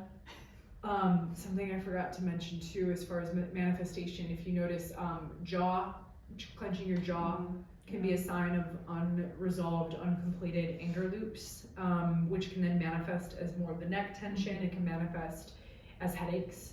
So that can translate up. I see a lot of that with clients, and really it's like, like if you think of the jaw and the mouth, you want to express something, you want to say something, you want to just like, like scream and show your fangs, but you're not, so you're gripping it all in your teeth and in your facial muscles. And we wonder why, do I want to say this? Like, I see a huge trend of Botox right now. Buckle removal. Yeah, the buckle removal. Yeah, buckle, yeah. And if you think about, if you're angry and you're using your masseter muscle, which is the strongest jaw, or the strongest muscle of your face, that's gonna get bigger. Yeah. But what's happening, what Jess is speaking to, is people are getting like, are they trimming this? They're cutting. Like taking the fat. Yeah. You have fat under your like cheekbone. Yeah. And they're getting it Because we removed. want to look like aliens. Yeah. We're all looking like aliens, like and- just really skinny faces and like really big heads and like really skinny bodies. And I'm like, Yeah. what the fuck is happening? That actually reminds me of something I want to talk about with kids. Kids see through our They're bullshit. also aliens. Yeah, kids are. They can see through your bullshit. Yeah, So when you're suppressing things, like, and you're not expressing them, there's a dissonance happening in your child that might make them not trust what they're experiencing. So it's really important to be vulnerable with your child and like let them know that you're angry and that it's okay. Like, my 8-year-old is much better at this than my 11-year-old because he's seen me come into this. But like, he could get in the car and be like, "You look angry," and then he'll probably like he'll like count the weeks, like, "Are you angry because you're PMSing and about to get your period, Mom, or are you angry for some other reason?" And then he knows, like, okay. He's totally gonna be a future practitioner. Oh yeah, he's totally. I mean, he kind of already is. He like can adjust all of us, but like he can like then differentiate between my almost rational, and I don't want to say my period energy is irrational, but I'm just more easily ignited. Yeah. And ignited about stuff that later I look back at. Feeding. Yeah. And or like for me the worst and like anger with my cycle comes the 3 to 4 days before I start bleeding. And he recognizes that. And so when you give the children the power to recognize the cycles that they're experiencing and what they're experiencing in their home, it's so validating for them. And it just creates really strong children. Yeah. Well, it's cool that you say that because Abe one day on the table expressed that he felt angry. Yeah. And I was like, When you were. yeah, and I was like, let it out, or like, where do you notice that in your body? Yeah. And it was cool that he was able to express like, I feel mad. Yeah. Like, okay. Yeah. He's like, We've my had. mom only lets me use the computer for 20 minutes, and I'm really angry about that. Yeah. Well, and I think. Yeah, I asked him, I was like, do you want to talk about it? And he said, not right now. I said, okay. I'm just gonna let your nervous system integrate. Yeah. Well, I think that's important too. Something you will notice with, Dr. Erin and I working with people, and when she becomes more of an official doctor as she works on people, is I'm very, and I know you are too, conscious of the language we ask on the table, and not be like, how are you feeling today? Or like, let's make it better. It's like, I'll ask, what are you noticing in your body today? What are you noticing in your life? Like, what's alive for you right now? I won't most likely ever ask you, how are you feeling today? Because that, our emotions are part of us, they're not who we are. It is a signal to be processed, but it's not actually who you are. And you know, I'm not always looking for you to like feel good all the time, because if you're noticing a frustration or whatever is coming up, let's work in that paradigm and let's alchemize that. And I think, you know, unfortunately, there's a lot of chiropractors and practitioners out there where they just want to make you feel good, when taking away your pain could be the very spiritual catalyst you need to actually shift the trajectory of your life. Yeah, I feel like pain is one of the most correct. You are right. But I feel like pain and anger are one of the most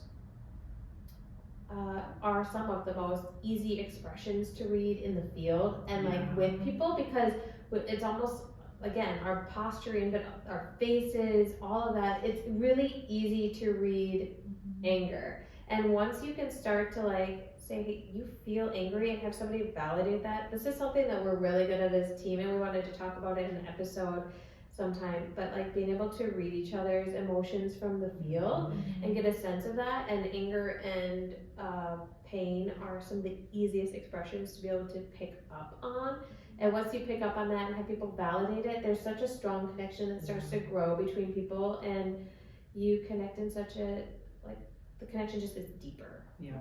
And a lot of it, I mean, a lot of what we're speaking to, what Abe was recognizing, for example, is a lot of it is, all of it is nonverbal. It's all total nonverbal communication. And we as human beings have those biological instincts to sense, is part of my community, my tribe, whatever you want to call it, is this person okay? Right? Because it's biological instinct to want to grow and cultivate life together, right? We are very communal creatures. We are not solo people. That's why I love the lioness energy too, because the lionesses go out and hunt together, and they work in this beautiful coherent hunting where one's maybe holding the space over here to direct this energy, while another lioness is coming over here to actually make the bite. But there's no way that that could happen if they weren't aware of each other's energy. So I love that. Up. What? I love that you bring that up, because it's like, do we need to fight for you, or like, do we need to protect you and make sure that you're safe? I like that. And that's just one of the benefits of having a full like range of emotions that you're able to access without fear. So we want to share with you in this episode in particular, again, make sure you watch the one before this, because there's a leading up to like, now how do we get the wisdom from anger? What are some strategies that have worked for us, that have worked for our clients? What are you gonna say, Jess? I was gonna say, she says that now like 50 minutes into the episode. Just kidding. No. Sorry, not to cut her off. Go on now. Uh-oh, she's got her claws out. I mean, you've kind of been hearing me do it throughout, like I did it at the beginning of the first one, and these exhales, like a lot of that is part of processing energy. Not that I'm not angry today, but we're talking about it. So when you are speaking to something, it's in the field and your body starts to channel it and download it. I'll speak to some that first that have really worked for me. Is one, recognizing where the emotion is showing up in your body. And you'll notice Dr. Aaron and I ask that when someone's expressing an emotion, like, where do you notice that in your body? So oftentimes for me, it's in my shoulders, it's in my neck, it's in my jaw. And so something that I really like to connect with is breath work and sound. And this is something that I facilitate at the Inspire Immersion, which if you haven't checked out the Inspire Immersion, it's in the show notes. We're doing one in April, and then we'll do another one in November, which the wait list for that is already filling up. But this is a session that I guide people through where emotions are happening in more the emotional primitive brain, and so it's important to be able to recognize them in our own body. So one of the things I'll do, and you guys can do it with me if you want, is finding where the tone and the energy is in your body, and like placing your hands on that area. So if you're listening and you have the spaciousness to do it, this is an experiential podcast, so I'm just going to start with like my clavicles here if you're watching the video, and I'll inhale into that area, And then the exhale, I'll make the sound of the energy in my body as if I were to take that part of my body out and we were going to have a conversation, or I was going to give it a platform or a microphone. What would it want to say? What would it want to express? So like for me in this moment, it's and like there's a little bit of like growl at the end there, because growling is that more primitive connection with anger. Now there's a leading up to that. If you're not familiar with any level of sound integration, that can feel really weird. But I would invite you to look at breathing in through the nose, and as you exhale out through the nose, maybe humming like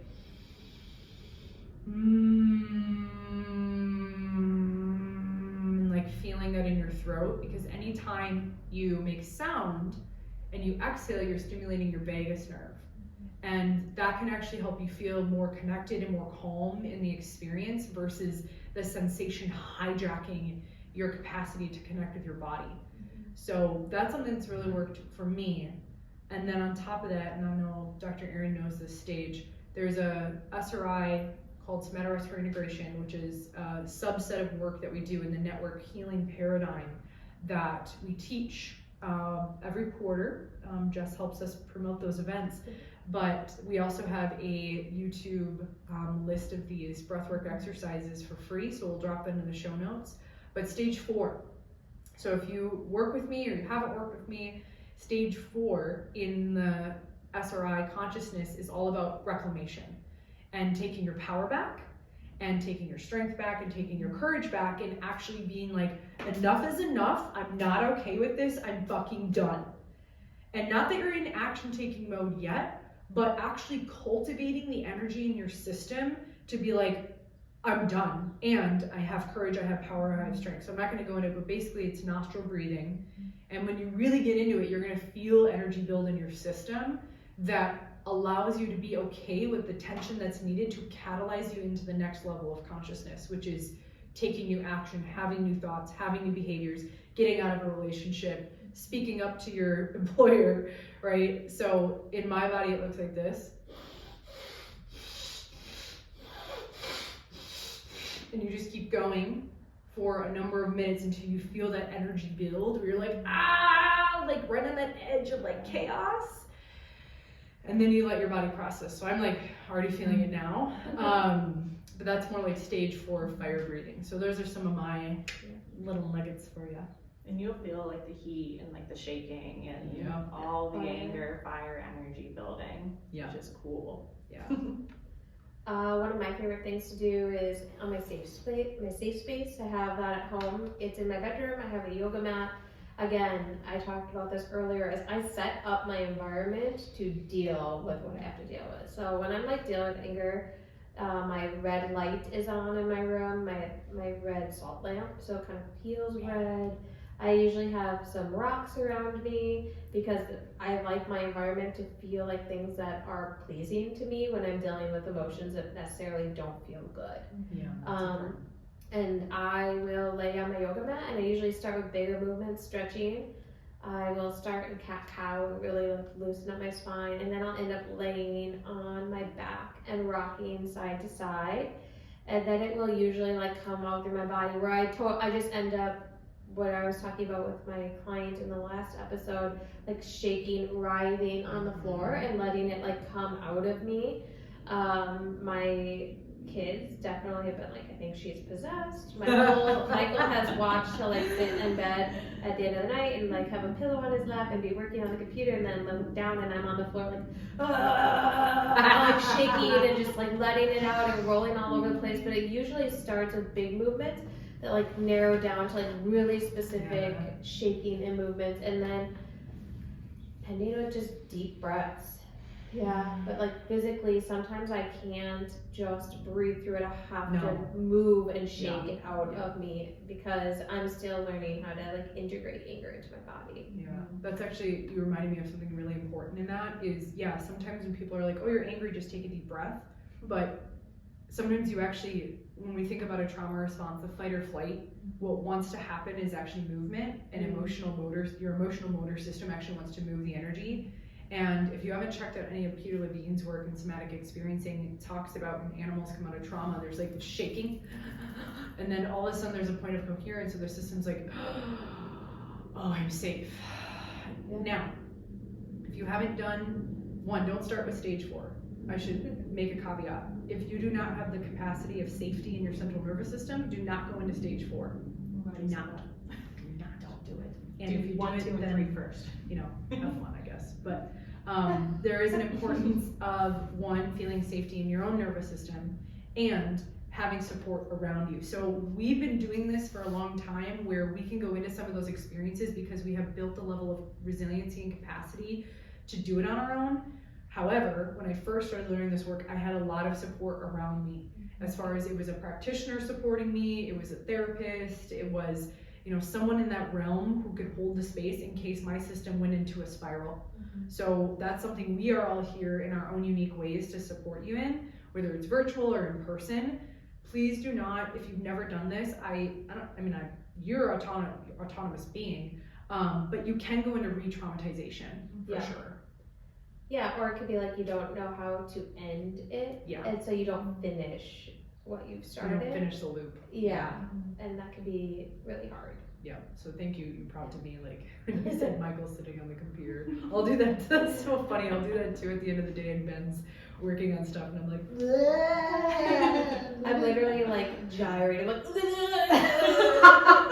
my cheeks are shaking, and my kids are like, I think she's having a seizure. there's so much like clarity on the other side, right? Like your body doesn't have to be in that like state of hypervigilance. Yeah, and the vibration that I create with the movement is so sensory satisfying. Yeah.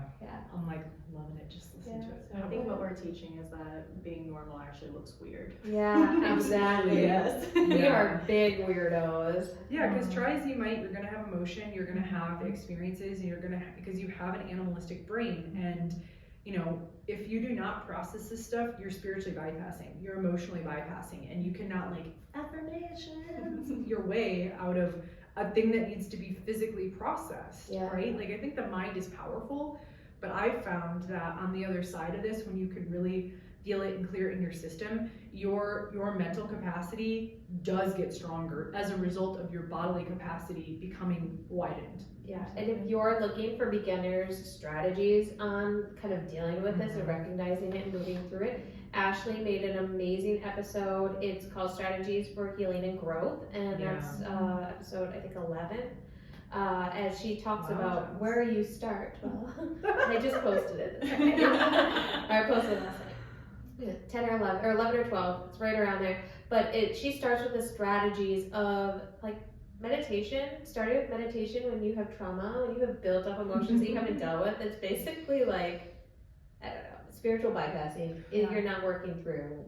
The way I think about it is like you're trying to install a program on like a 1980s hard drive when the program is like the year 2050. Right. It's just like does not compute. Your does software, not compute. the software itself is not updated enough to deal with it. It's like, well, my system can't handle that level of like quantum meditation healing, so good luck, bro. Yeah, so that's why it's really interesting, and for some people it does work when you're starting to heal trauma and you have a guide and they're like, let's start with meditation. And if you're really struggling with that level of work, like it's because there's a hierarchy of nervous system that you need to address before you can get into a state of meditation. That's true.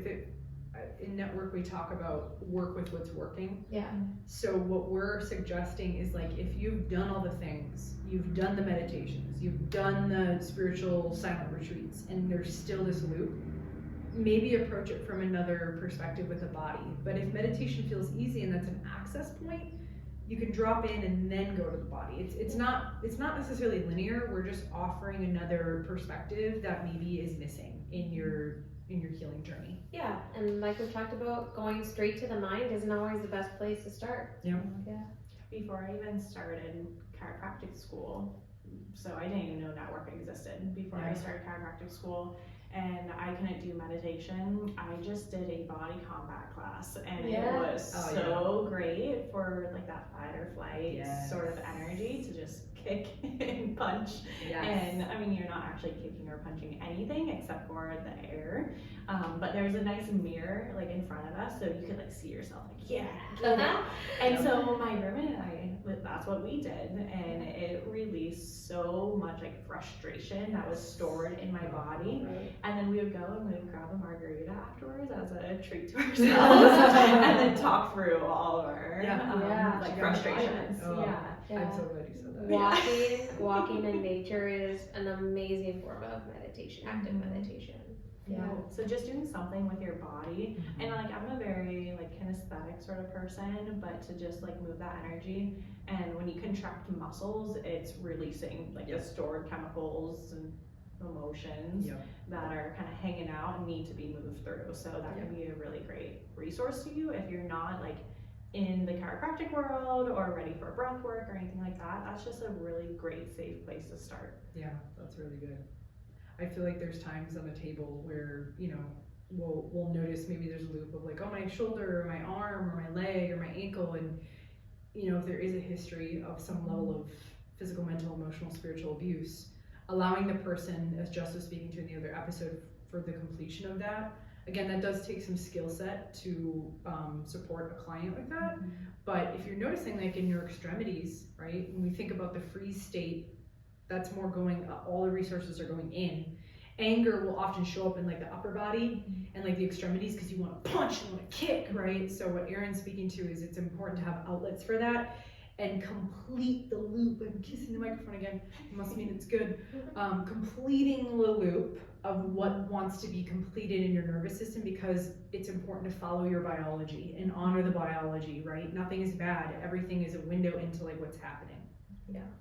And if you are starting to go into like there's an anger, something that I need to deal with, think about like, is this something I'm ready to deal with on my own? And if not, then it's time to reach out to some level of support, even if it's just your partner. Like, I need you to sit with me while I deal with this. Again, it takes training to like get to this level of release and cycle completion, but like don't ever feel like you have to do this alone. 100%.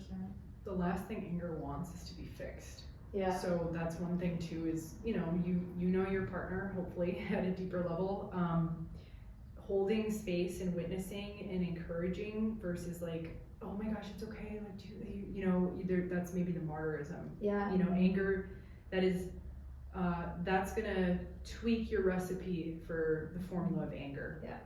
And another thing is allowing your partner to be angry. And instead of, as long as you feel safe in that anger space, but like instead of being like you're saying, comforting them or like whatever, and like later when they guilt trip themselves about feeling angry, because that's kind of what we do before we start to move into the recognition of how powerful anger is like saying you have nothing to apologize for.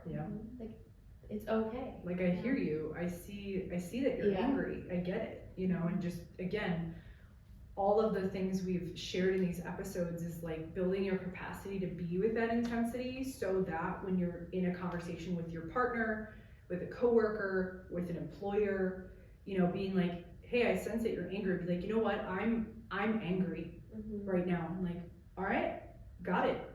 Do you need space? Something that I found works really well when just speaking to communication as far as a strategy, saying like, that doesn't work for me.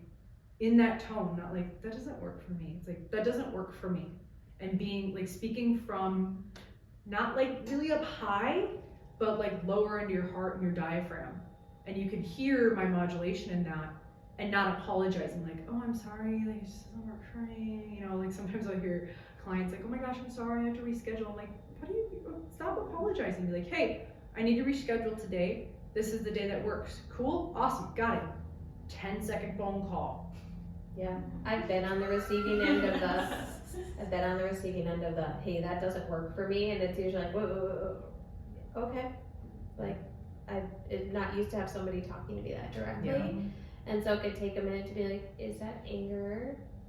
and how do I integrate that? But then it's usually, it's your issue, right? Remember, you have to remember that usually nothing is about It's you. not about you, yeah.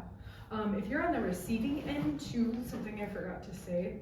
This is a great. I'm getting so much value from these podcasts. Like I love this so much. Which again, you can tell I'm like, yeah, anger. It's like our home therapy. It is. No, I feel good. But if I've been on the receiving end, like let's say with Ben, my husband, because he's direct and I love it and I super appreciate it. What I'll do is just like allow your body where you don't have to take it personally. You don't have to cave in, but just breathe into your diaphragm. As Aaron was speaking to you, take up space, right? Take up space. Not that you need to play defense again and come at them, but just like, okay. And just maintain your space in your body, which will help your brain and your mind respond more coherently versus like, what do you mean it doesn't work for you?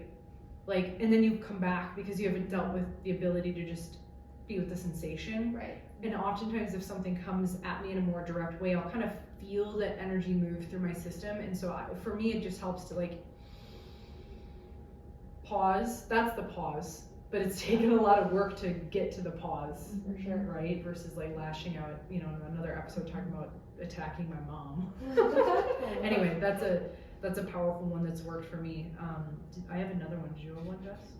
Well, I was just gonna say, for me, I'm just considering the cycle that I experience is like, I'm really good at holding that space for other people, Yes. allowing them forgiveness for that.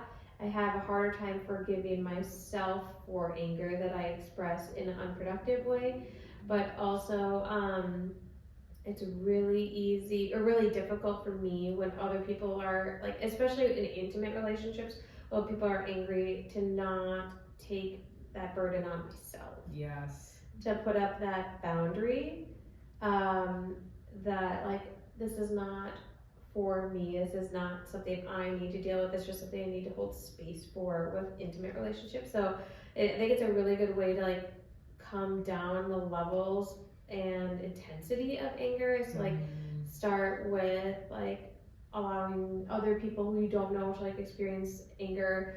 Practice yourself and your body, not taking on that victim posturing and all of that until you can, have those relationships issues or whatever they end up being where you can like integrate it well and not take that on. That's a really powerful point.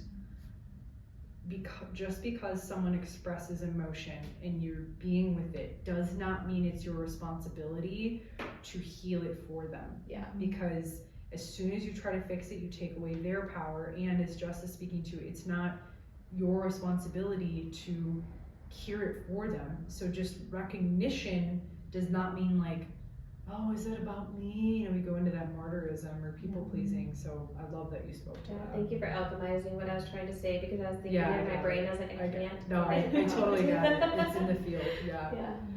Do you have any other strategies, Dr. Aaron? Otherwise, I have two more, and then to be with anger. Yeah, or to access like the gifts beyond anger. What's worked for you? What have you seen with like your studies?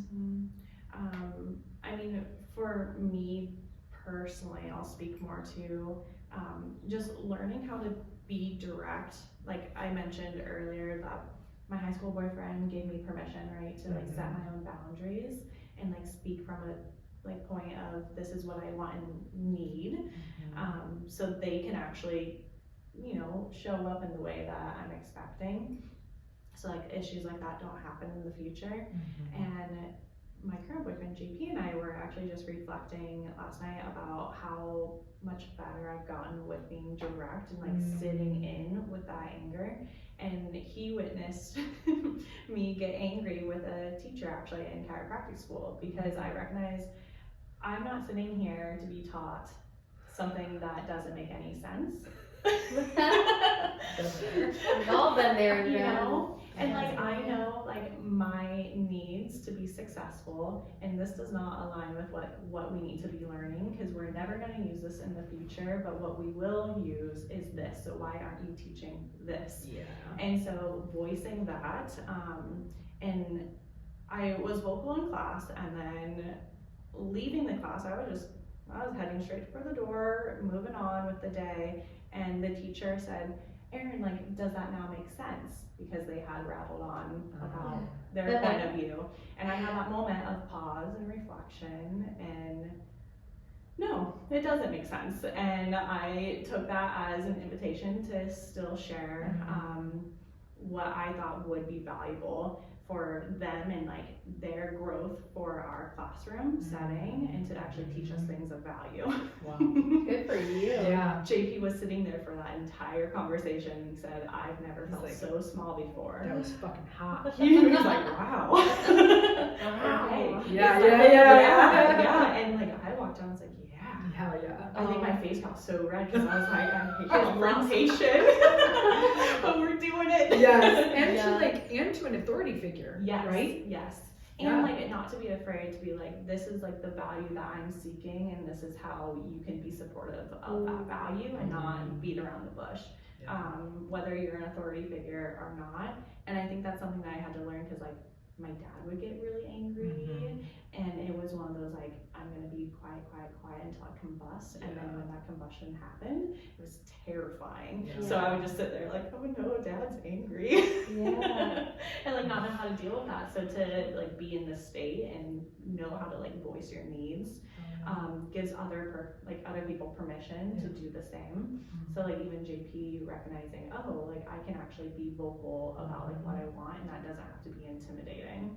Is huge. Yeah. It was just, we had more time. I was just thinking about how like in that, how to be on the receiving end of that kind of anger. Maybe there needs to be a part 3. Part 3, not today, but yeah. But I mean, it's very much like what you said of just like giving space for that to play out. Yeah. Because that teacher, he held the space for me to express my anger. He didn't like come back with like excuses like he had during the class time. He was like, oh no, she's telling me exactly how she feels, and I have respect. And he said, thank you. Hell yeah. And I hope that future classes changed. I'm not quite sure because I was done. Yeah. And sometimes it's just the expression of it. It's not, maybe nothing does change, but at least you liberated the expression, which sometimes I think we get caught up like, well, what if I say something and nothing happens? Well, fuck it. Like, just say it anyway, because at least you get that energy out of your system. Exactly. Right? I'm not harboring it. Like most of our class, like we were all thinking the same thing. We're messaging each other back and forth. Yeah. And I'm just gonna say something. And like with no like disrespect, but like I know what we should be learning, and this isn't in alignment. Way to express your embodied leadership. Yeah, I just think about anger. One of our things is like that causes anxiety is that this could happen, this could happen, this could happen, and same thing with anger. Like something that might hold us back from expressing anger is a feeling of anxiety about the fallout of anger. And I think I read this article where they were saying like our fears and our anxieties play out less than 5% of the time. Yeah, it's very true. The mind does weird things. Our mind is powerful.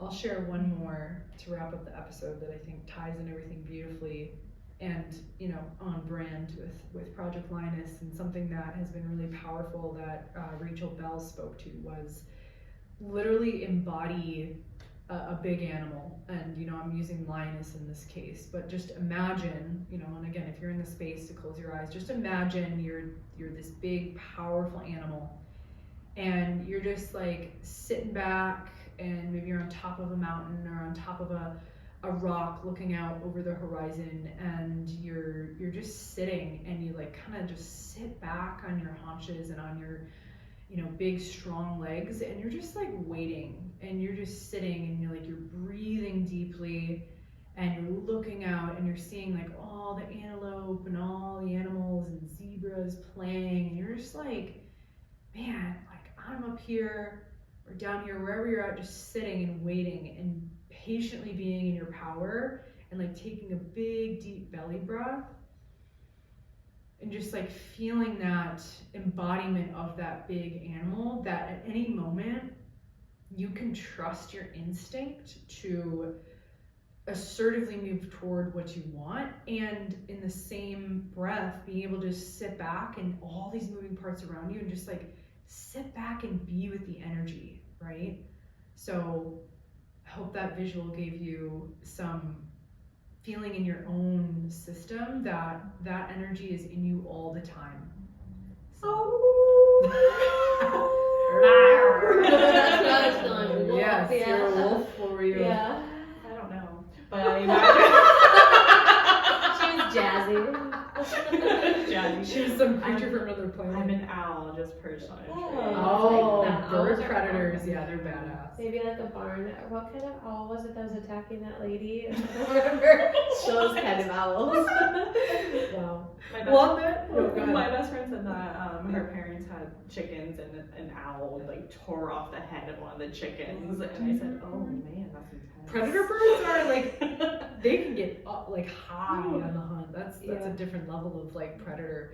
I'm gonna save the last one I was gonna talk about. Like, I'm not gonna talk about it because they teach it at the Immersion and it's very powerful. So if you want to actually embody it and explore it, you'll have to come to the Immersion. Yeah, and we give space. We have given space at the Immersion to embody our animal and like express that animal, like growling and howling. Yeah, and, it's fun. It's like my It was really favorite fun. part of the Immersion. Yeah, I love teaching it. I loved that part. Yeah, it was amazing. Yeah. What animal were you at the Immersion? I think I was the owl. Oh, yeah, you were. I think I was You the were. owl. Yeah. Oh, that's definitely your I was a archetype. wolf at the Immersion too. Yeah, I'm always a lioness. Yeah. Not always, but that's my idea. All right, y'all. Well, thank you for tuning in to these episodes. We super appreciate it. We hope this brought you value. And listen, if you found value in these episodes, in any of the episodes, share it. We are up to sharing this message, these bold, raw, real truths with humanity. And so click the share button on whatever platform you're on. Take that little link and be like, yo, this is a fucking badass episode. I know that we're healing our emotions together, whether it's your friend, a family member, a client, and share it with them because we desire and really want to fulfill you in your own life so that you can, and pour into you so you can feel that fulfillment rather in your own being and feel that power and purpose and play from within. So this is Dr. Mel, Dr. Aaron, And Jess. and we are here to invite you and support you in reclaiming your power, invite you to pursue your purpose, and ultimately have and support you in playing all out in life. This is Project Lioness. See you in the next episode. Bye. bye. Go be angry.